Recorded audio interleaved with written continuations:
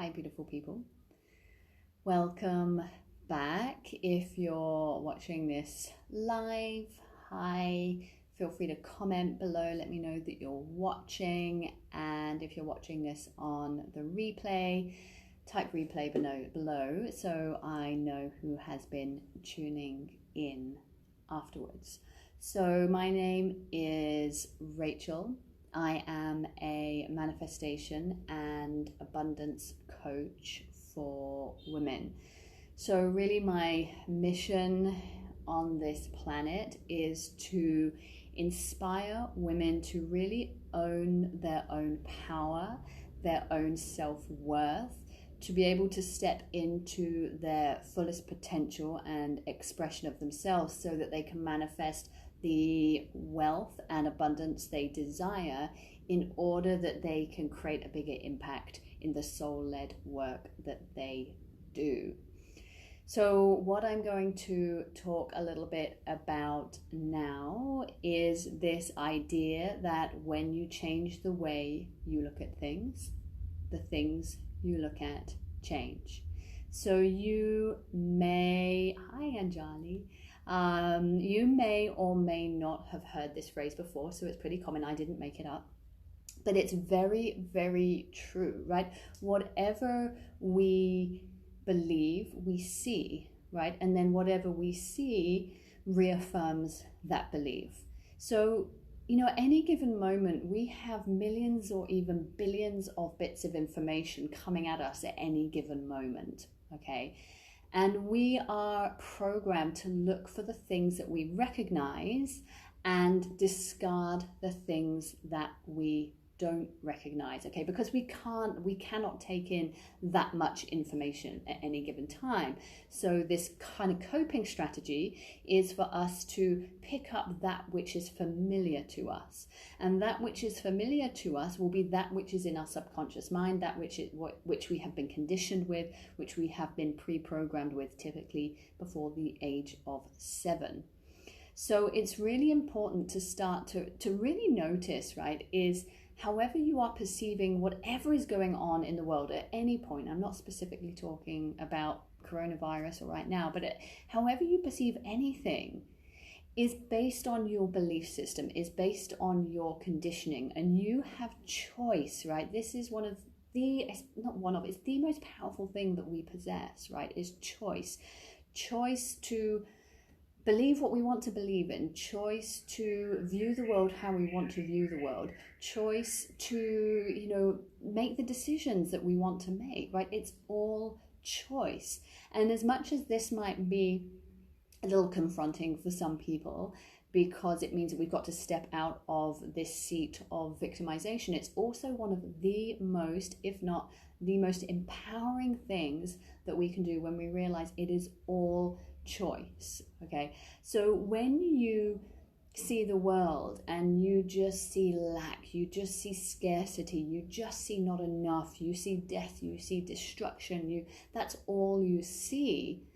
Well, that's all you're going to see, right? And if nothing changes, nothing changes, right? If you don't make the conscious decision to choose to see the world differently, through a different filter, through a different lens, which is entirely freaking possible no matter what has happened to you in the past, no matter what your history is, no matter what your family was like, no matter what culture you came from, we all have the ability to change, okay? And the reason that I know that is because even if there is one person that has been able to change on this entire planet from their family lineage, from their, society, from their culture, then anybody can change, okay? And we've all had shit happen to us, okay? There is not a person on this planet that hasn't had bad shit happen, okay? So, but it's all a matter of perspective.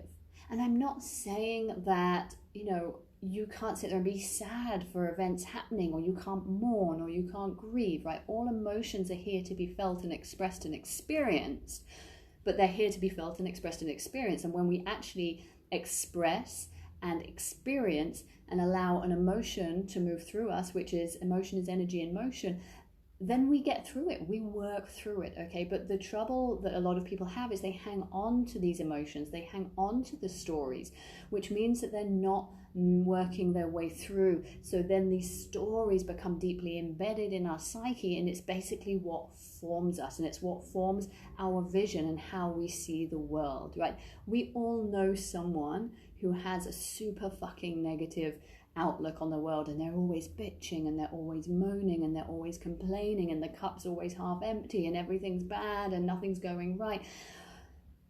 Right, we all know people like that, and maybe that's you as well, in which case take some fucking ownership of where you are and use your power of choice to change, right? Because only you can change. If the world completely and utterly changed, which it's not going to, and again, I'm not specifically talking about COVID, but those people who have this negative outlook would still have a negative outlook, because it is not to do with our external circumstances or situation. It's to do with everything that is going on inside, okay? If you want help putting things into perspective, read Viktor Frankl's Man's Search for Meaning. It's a beautiful book. It was a guy who was in the war, was held in concentration camps, and found meaning and found happiness and found joy. So it really goes to show that our external circumstances don't have to determine our internal world. So when you change the way you look at things, the things you look at change. This is also quantum physics. Okay, did you know that the smallest, I'm not going to get the right terms here, but the smallest possible ever thing only comes into existence when it is being viewed. Okay, which means that when somebody views something, it can shift. All right, so how you view something, the energy with which you view something, the story that you have, the history that you have, the conditioning that you have, what you decide, how you decide to see something changes what you see.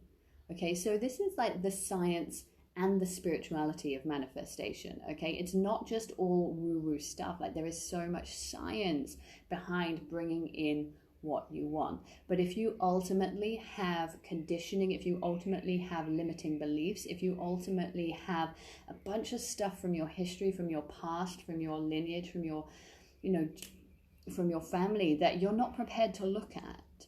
And, when we say look at, it doesn't mean that you've got to sit there with a therapist and, I'm not dissing talk therapy, but this doesn't mean that you've got to sit there with a therapy and talk about what happened when you were 5 years old. Okay, we can still approach our limiting beliefs and our conditioning and our trauma and our wounding without having to talk and talk and talk, right? We can get into the energetics of it. So there are so many amazing modalities like EFT, like tapping, like hypnotherapy, that can really help us to get into some of these things, some of these conditions, some of these limiting beliefs.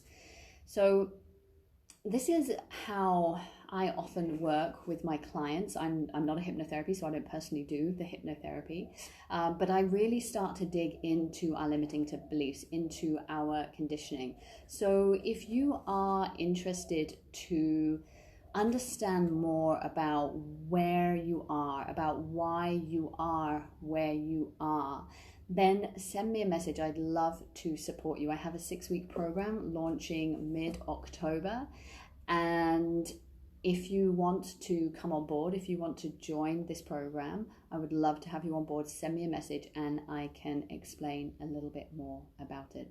Awesome. Have a beautiful, beautiful day.